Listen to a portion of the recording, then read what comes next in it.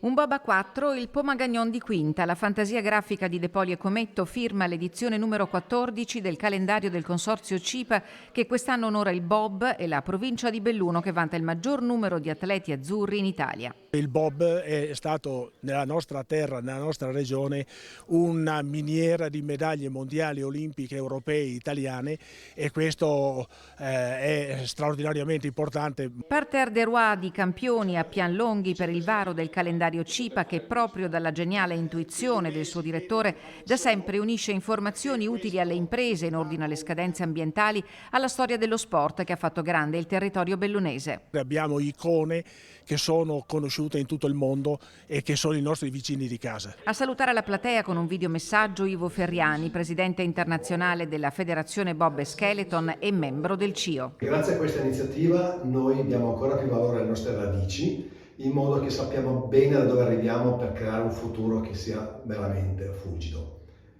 Abbiamo davanti a noi questo impegno importante e anche, lasciatemi dire, abbastanza difficile delle Olimpiadi a Cortina e a Milano insieme. Inevitabile parlare delle polemiche legate al rifacimento della pista da bob per le prossime Olimpiadi. Cortina non è Cesana a Torino e questo investimento è una potenzialità per il nostro territorio, ha detto il presidente della provincia Roberto Padrin, sostenuto dai colleghi rappresentanti istituzionali seduti al tavolo dei relatori assieme al presidente del consorzio CIPA Arone Roni e all'icona dello sport italiano di sempre Novella Calligaris, presidente dell'Associazione Nazionale Atleti Olimpici e Azzurri d'Italia. Io credo che fino a che veramente lo sport non entra nella scuola, ma in maniera seria, non a parole,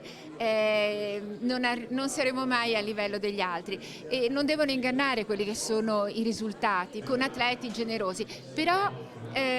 loro sicuramente sono un esempio, uno stimolo, ma dobbiamo pensare proprio anche che se allarghiamo la base possiamo avere anche un